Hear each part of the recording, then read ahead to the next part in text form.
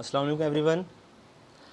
हमारा जो main motive है अपने हैंड रिटन नोट्स से एक्सप्लेन करने का वो ये है ताकि आप भी इजीली अपने हैंड रिटन नोट्स बना सकें। अगर आप लंबी लंबी वीडियोस देखेंगे यूट्यूब पे 40-40 मिनट की, 1-1 घंटे की, उसमें क्या होगा, एक तो आपके लिए वो याद रखना बहुत डिफ़िकल्ट हो जाता है। फिर कब आप उनमें से नोट्स बनाएंगे, फिर उनको रिवाइज़ करेंगे, तो ये एक काफ़ी डिफ़िकल्ट टास्क हो जाता है। हम न्यूज़पेपर कटिंग से भी एक्सप्लेन कर सकते हैं, लेकिन हम यहाँ पे क्या करते हैं कि हैंड रिटन नोट्स बनाते हैं ताकि आप भी अपने हैंड रिटन नोट्स बना पाएँ सब्जेक्ट वाइज। फिर उसको पीडीएफ फॉर्म में शेयर भी करते हैं कि अगर आपको वीडियो में हमारा वीडियो का जो मकसद है वो है आप ताकि यहाँ पे जो एक्सप्लेनेशन है वो अच्छे से समझ पाएँ। यहाँ पे भी आप नोट्स बना सकते हैं। उसके अलावा हम जो अपने नोट्स हैं इनको पीडीएफ फॉर्म में अपने टेलीग्राम चैनल जो कि लेट्स राइज के नाम से है वहाँ पे शेयर करते हैं। वहाँ से भी आप लेके वहाँ से अपने नोट्स बना सकते हैं। ठीक है, आप हमारा टेलीग्राम चैनल ज्वाइन करें, उसका लिंक जो है हम शेयर कर देंगे डिस्क्रिप्शन में। ठीक है, तो स्टार्ट करते हैं अपने क्वेश्चन के साथ। हमारा पहला क्वेश्चन है, where is India's 53rd tiger reserve located. जो 2022 में जो इंडिया का लेटेस्ट टाइगर रिजर्व है वो कहाँ पे डिक्लेयर किया गया है। ठीक है, फर्स्ट ऑप्शन है Ranipur wild life sanctuary Uttar Pradesh, second है मेघामलाई केरला, थर्ड है रामगढ़ विषधारी सेंचुरी राजस्थान, और फोर्थ है गिर नेशनल पार्क गुजरात। और सेकंड क्वेश्चन है, which is the first Indian product to get the geographical indication tag. कौन सा पहला प्रोडक्ट है इंडिया का जिसको जीआई टैग मिला था। ऑप्शंस हैं Katrina rice, Darjeeling T, Kashmiri saffron और असम टी। इसका आंसर आपको मिलेगा वीडियो के एंड में। तो आज डेट है 15 नवंबर 2022 और हमारा जो पहला टॉपिक है वो है एडिटोरियल। ठीक है, एडिटोरियल एज यूजुअल, और वो है mutual benefit. Both India and United States stand to gain by enhancing cooperation on trade. अब जैसे ही आप ने काफ़ी अगर न्यूज़ फॉलो की होगी तो यूएस के पैरेलल में ना एक पावर जनरेट हो रही है, एक पावर क्रिएट हो रही है। जैसे चाइना ले लें आप या रशिया ले लें।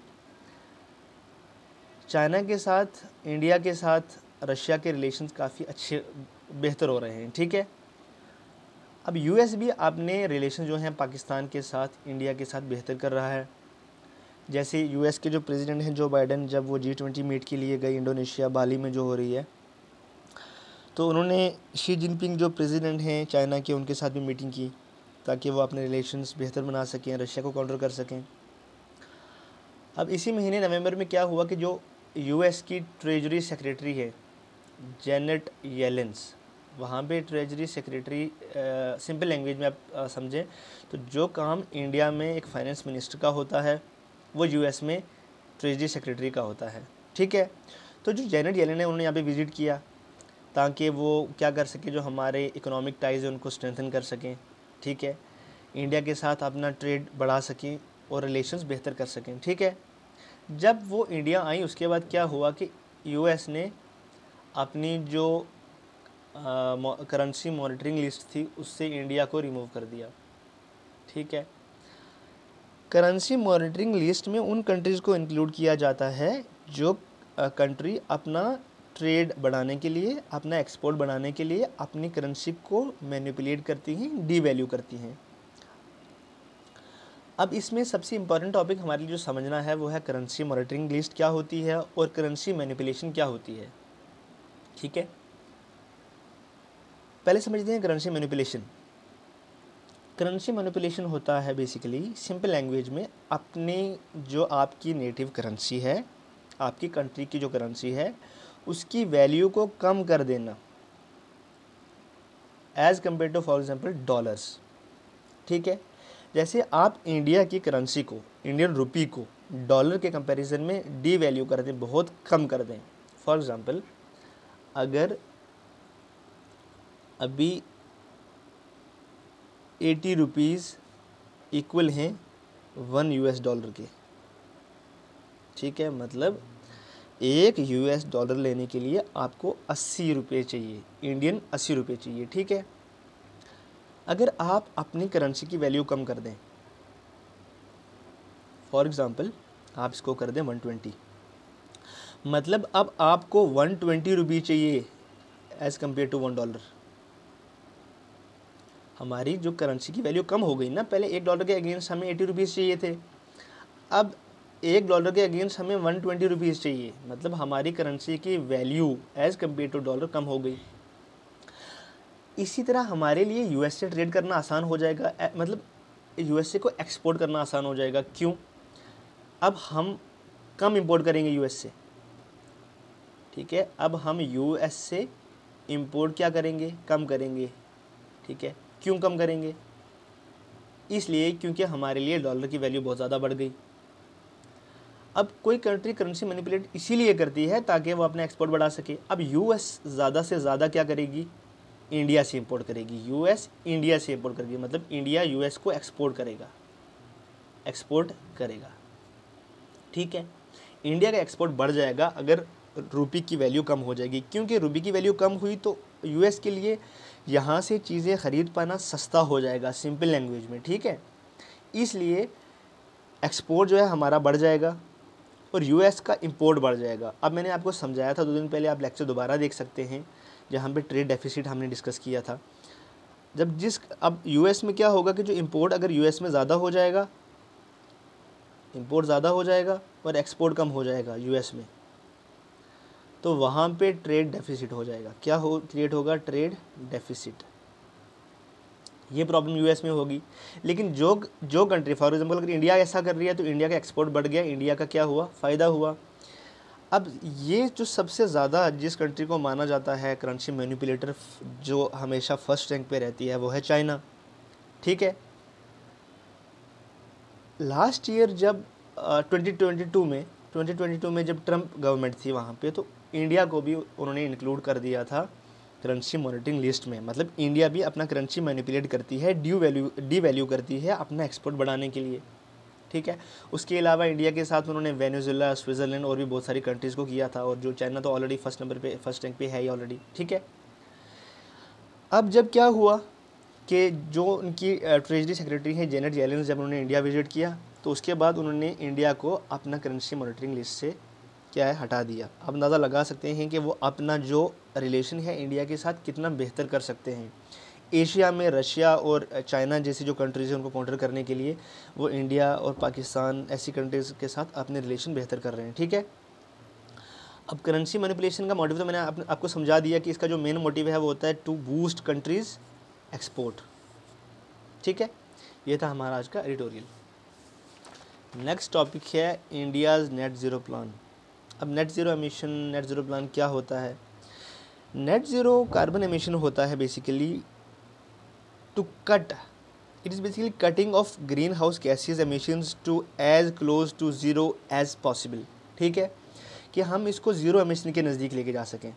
इसके लिए इंडिया क्या कर रही है? फॉर एग्जांपल अभी हम इथेनॉल ब्लेंडिंग करते हैं, कितनी? 10%, ठीक है। अब इथेनॉल ब्लेंडिंग क्या है? इथेनॉल जो होता है ये एक बायोफ्यूल है, ठीक है, जो आप कह सकते हैं एनवायरनमेंट फ्रेंडली है, एक बायोफ्यूल है। कौन? इथेनॉल। इथेनॉल कैसे पाया जाता है? इथेनॉल जो है इसको आप शुगर केन प्रोसेसिंग से, या जो राइस मस्क होता है, जो भूसा होता है, या मेज़, इन चीज़ों से क्या करते हैं आप? इथेनॉल बना सकते हैं। इंडिया में अब जो क्रूड ऑयल है, हम जो इंडिया है, इंडिया क्रूड ऑयल कितना करता है import? Crude oil 85% crude oil हम बाहर से इंपोर्ट करते हैं। ये बहुत एक्सपेंसिव हो जाता है हमारे लिए, काफ़ी एक्सपेंसिव। इसलिए हम 10% इथेनॉल क्या करते हैं? ब्लेंड करते हैं, मिक्स करते हैं। किसके साथ? फ्यूल के साथ। उसके दो फ़ायदे, एक तो हमारे लिए जो है जो ऑयल है, ये क्रूड ऑयल जो है जो हम बाहर से इंपोर्ट कर रहे हैं, ये बहुत एक्सपेंसिव है। फर्स्ट हमारा फ़ायदा तो ये होगा कि हम जो इथेनॉल ब्लेंडिंग से ले सकते हैं, और दूसरा है जो इथेनॉल है ये क्या है? एक बायोफ्यूल है, एक इन्वायरमेंट फ्रेंडली है बहुत ज़्यादा, ठीक है।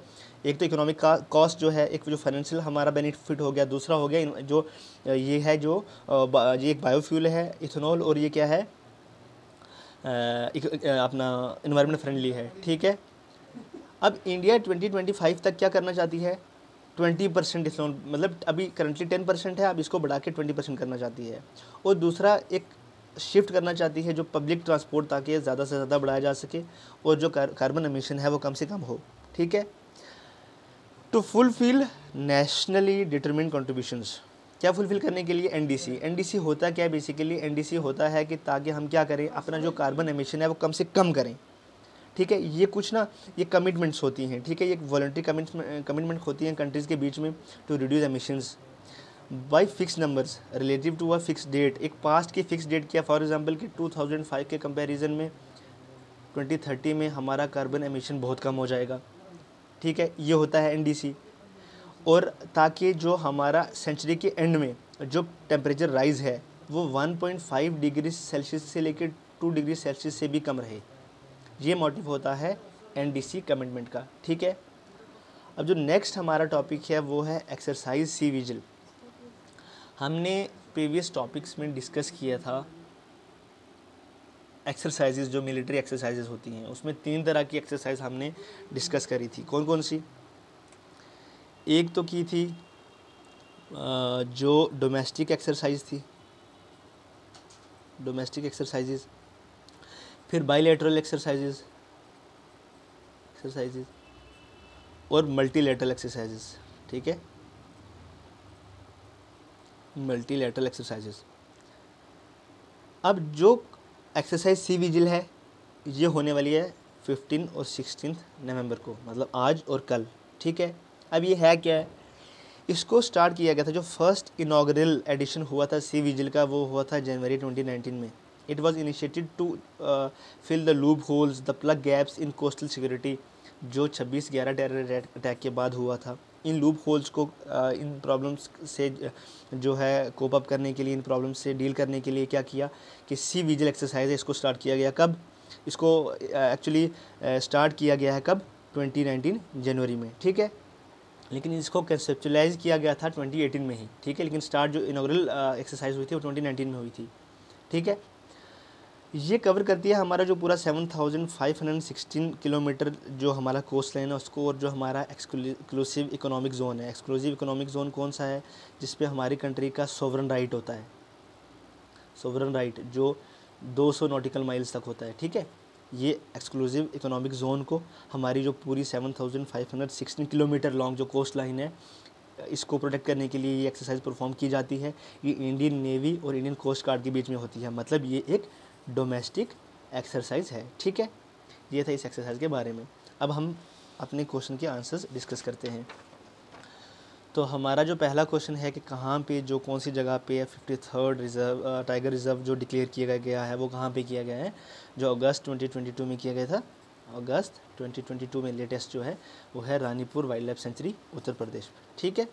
और दूसरा जो है कि ऐसा कौन सा प्रोडक्ट है इंडिया का पहला प्रोडक्ट जिसको जीआई टैग मिला था? ये ज्योग्राफिकल इंडिकेशन टैग बेसिकली होता है कि कोई पर्टिकुलर जो प्रोडक्ट है वो कहाँ पे क्या हो रहा है, कि मतलब वो सबसे पहले कहाँ पे ऐसे मतलब जो फॉर एग्ज़ाम्पल आप ले लें सैफ़्रॉन जो है, कश्मीरी सैफ़्रॉन, ये सिर्फ कहाँ पे होता है? कश्मीर में एक पर्टिकुलर जगह पे होता है। तो ये कहाँ से क्या होता है कि सबसे ज़्यादा कहाँ पे ये सैफ़्रॉन उगता है, तो ये देखा जाएगा। जैसे असम टी है या दार्जिलिंग टी है या कैटरीना राइस है, इन सब का ऐसा ही है। अब जो जीआई टैग है जो इंडिया में सबसे पहले मिला था वो मिला था किसको? दार्जिलिंग टी को, ठीक है। मतलब कि ये दार्जिलिंग टी है जो सबसे ज़्यादा उस एक पर्टिकुलर एरिया में क्या है प्रोड्यूस की जाती है, इसलिए जो ये पर्टिकुलर एक प्रोडक्ट है जैसे दार्जिलिंग टी है तो उस जगह को इसका एक जोग्राफिकल इंडिकेशन मिल जाएगा, ठीक है। Thank you so much. आप क्या करेंगे, हमारा जो टेलीग्राम चैनल है उसको ज्वाइन करें, उसका लिंक हम डिस्क्रिप्शन में शेयर कर देंगे। लेट्स राइज के नाम पे आप जाके सर्च कर सकते हैं टेलीग्राम पे, वहाँ से आप हमारा जो चैनल है वहाँ पे ज्वाइन कर सकते हैं। Thank you so much, take care.